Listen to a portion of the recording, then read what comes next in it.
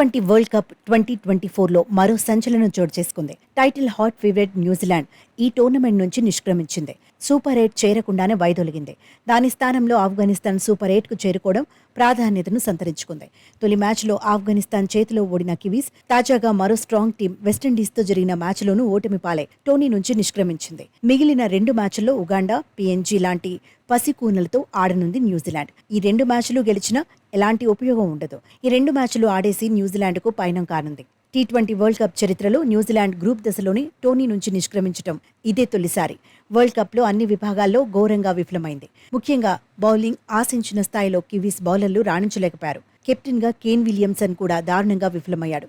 సరైన బౌలింగ్ మార్పులు చేయకుండా టీం ఓటమికి కారణంగా నిలిచాడు. న్యూజిలాండ్ జట్లోని ప్రధాన ఆటగాళ్లకు ఈ 20 వరల్డ్ కప్ టోర్నీకి ముందో పెద్దగా ప్రాక్టీస్ లభించలేదు. అసలు T20 క్రికెట్ వాళ్లు పెద్దగా ఆడలేదు. Captain Kane Williamson, Devon Conway గాయాల నుంచి కోలుకొని నేరుగా టోర్నీకి వచ్చారు. Ferguson, Mitchell Santner, Glenn Phillips IPL వంటి టోర్నీల్లో పాల్గొన్న మ్యాచ్లు మాత్రం ఆడలేదు. దీంతో సగం న్యూజిలాండ్ జట్టుకు ఈ మెగా టోర్నీకి ముందు సరైన T20 క్రికెట్ ప్రాక్టీస్ దక్కలేదు. మరోవైపు ఈ టోర్నీలో స్పిన్ బౌలింగ్ ఆడటంలో చాలా ఇబ్బంది పడింది. స్పిన్ బౌలింగ్ వీక్నెస్ ఇప్పుడు కూడా వారి కొంప ముంచింది. స్పిన్కు సహకరించే పిచ్లపై ఆఫ్ఘనిస్తాన్, వెస్టిండీస్ స్పిన్నర్లో కట్టుదిట్టమైన బౌలింగ్ చేశారు. ఆఫ్ఘాన్తో జరిగిన మ్యాచ్లో రషీద్ ఖాన్ 4 వికెట్లు పడగొట్టి కివీస్ మెడలు వంచాడు.